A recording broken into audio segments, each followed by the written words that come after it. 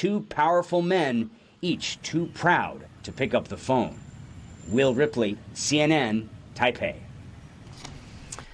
All right, Fareed Zakaria is out front now, the host of Fareed Zakaria GPS. So, Fareed, while Will was reporting, and Will and I on this show together so many times, and most of his reports go to Bars and Tone in China. Most of the time they censor them.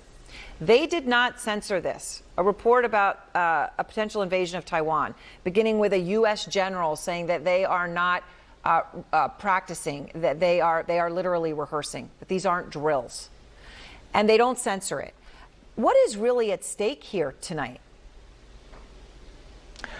These are the highest stakes, and the Trump administration has badly bungled this. The greatest deterrent to a Chinese invasion of Taiwan, which would send, seismic ripples through the world economy, through the international political system, the greatest deterrent was not any weapon we had. It was the fear that China had that they would be decoupled from the American economy, the economy with which they had, for the last 40 years, built a deep interdependent relationship. Trump has fired that gun pointlessly, without a plan, without a strategy. As far as I can tell, the tariffs on China were raised to 145% simply because he wanted to save face. He was backtracking and flip-flopping on all the other tariffs, so he needed to turn China into his punching bag. But because of that, what he has done is play into China's hardliners' hands. They have been waiting for this decoupling. They practiced it during COVID. They practiced it during the Shanghai lockdown. And now what they're going to say is, look, if we go into Taiwan, what do we have to lose? We've already been cut off from the American market. I mean, it is stunning to consider that this may be where this goes. You talk about the path from tariffs to war, a precipitous one.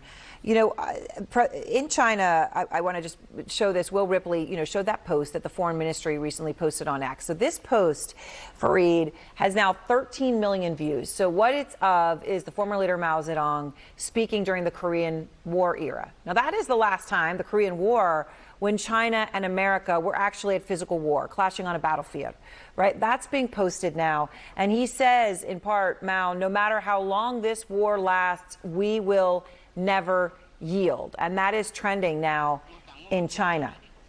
I know this feeds into what you're talking about, but the symbolism here is so culturally significant.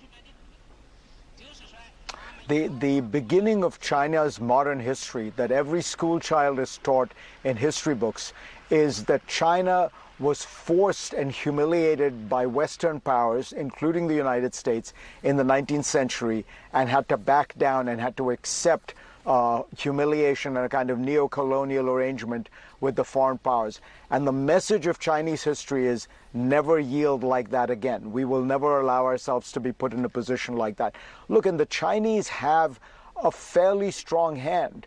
A lot of the things the United States imports from China, precursors to chemical, pharmacy, drugs, chemicals, minerals. These are all core things, computer chips. I think I saw one number that said 60% of the chips we import are Chinese chips.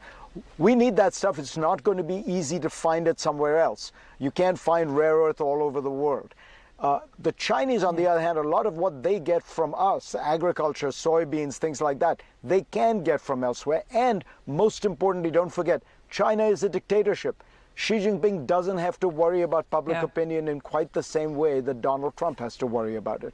No, you also just came out with an op-ed, Fareed, and you talk about the terrorists. And in this, you write about your own context on it, growing up in India, a country obviously riddled with tariffs and where, no business could survive of any size. It was all about what kind of government handout you were getting or who, you were. It was corruption. You go on to say, when I got to America, I was thrilled to see that most businesses went about their work with little care as to who was in the White House.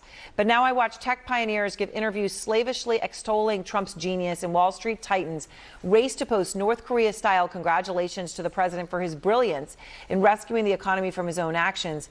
And I wonder, what country am I living in? You know, how significant is this moment for you, Fareed, as you see this?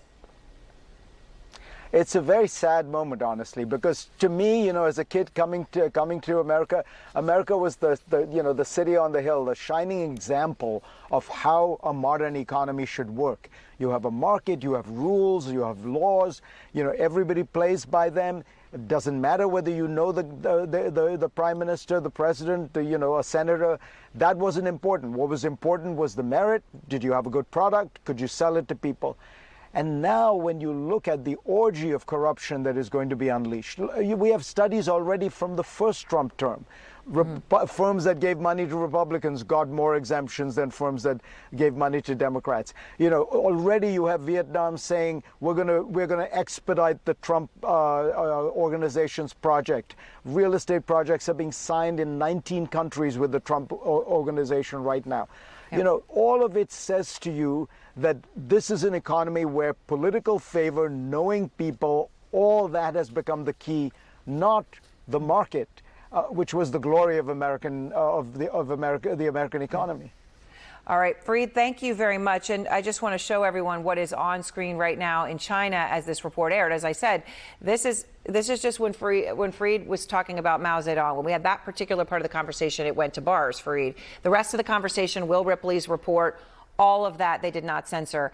I say that just to emphasize the closeness with which they are watching this and making these decisions. So the part about invading Taiwan, they obviously wanted that to go out there. Now it was censored, obviously.